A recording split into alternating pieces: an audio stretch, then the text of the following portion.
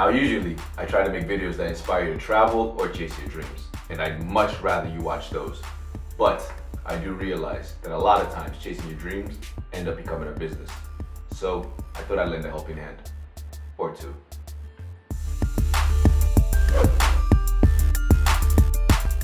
The effective annual interest rate. What is it? Really quickly and really simply, it's a way for us to take the compounding effect and make it simple. All right, so we take that whole compounding process, which is that the interest on the money that you've borrowed is going to be earning more interest. And we really want to find out at the end of the day, what is a flat, simple percentage that we are going to be accruing in interest on the money that we've borrowed. All right, so I'm going to be explaining this from the perspective of, let's say, a credit card holder, someone that's borrowing money.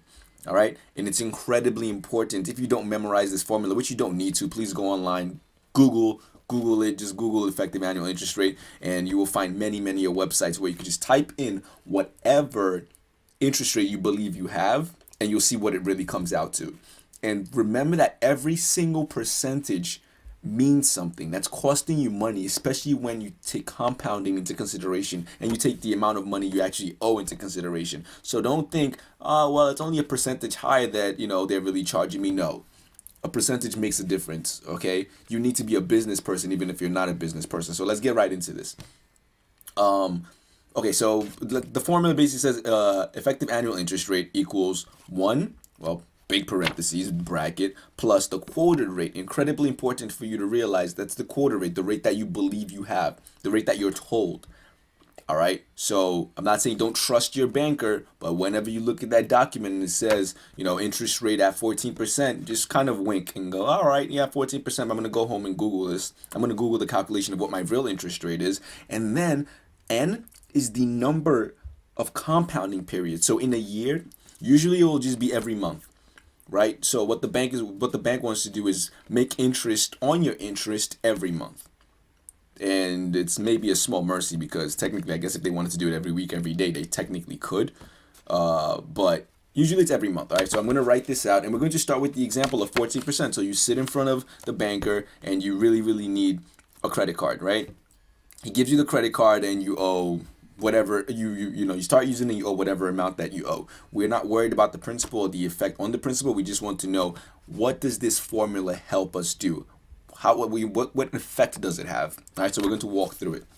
So let's set this up really quickly. We'll say EAR, effective annual rate, which is really, all right, it's the real rate.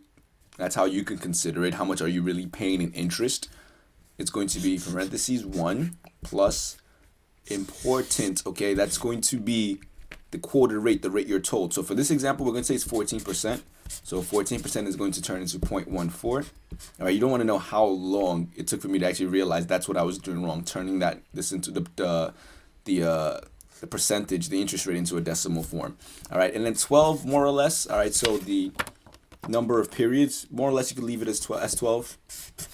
Okay, and then obviously carry to that same 12. So you can play around with a bunch of different interest rates that you are quoted. Again, remember, this is the quoted rate, the QR, the quoted rate, the rate that they make you believe, the rate that you actually think you're paying. So you tell your friends, oh, it's only 17%, it's only 15%, whatever your credit card bill comes out to, but it's more than that, all right? And you should be outraged every time it goes up, even by the most minute of changes, okay? So, and then minus 1. So what are we going to get if we actually want to find out what 14% turns out to? I did the math already with a bunch of examples. So 14%, all right, really comes out to 14.9%. So that's basically 15%.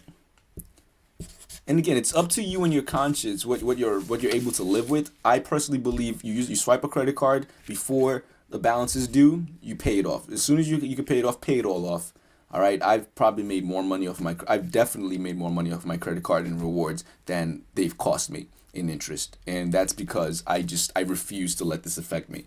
Okay, and obviously everyone's situation is different. I'm well aware of that, but please be educated and at least know that you have the opportunity to make better decisions if you possibly can within your means. And if it's not within your means right now, I pray that eventually will be. Okay, so 15%, what does that turn into? 16.8%. That's the effective annual interest rate. If you're quoted 15% and it's compounded monthly, which it usually is, especially with credit cards or a bunch of your loans, if you're really paying 16%. Okay, let's say you're this person that's really, really finicky and you think, well, I could handle any interest rate as long as it's not over 20, and someone offers you 19% interest rate compounded monthly, so 12 times in a year. Well, you went over. All right, you went over. You think you went under, but it's really 20.75%. It turns out to that you're paying. Okay, and if the number of periods change, so that's something that you actually want to be particular about, because it very well could be compounded quarterly. It could be compounded biannually. All right, so these numbers would change. That 12 would change, but I'm going to leave it static there. But I want you to play around with it.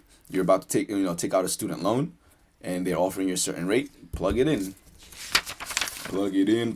Do not forget to change the percentage into a decimal form. It took me a while, and I felt so silly. All right, but this is really it, guys. The effective annual interest rate. I am not a good voiceover person.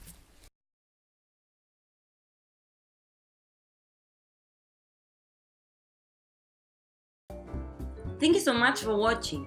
Turning a dream into a reality usually ends up becoming your business. That is why we have the Helping Hands videos. Subscribe, like, and feel free to leave a comment below. Don't forget to follow us on Twitter and Instagram.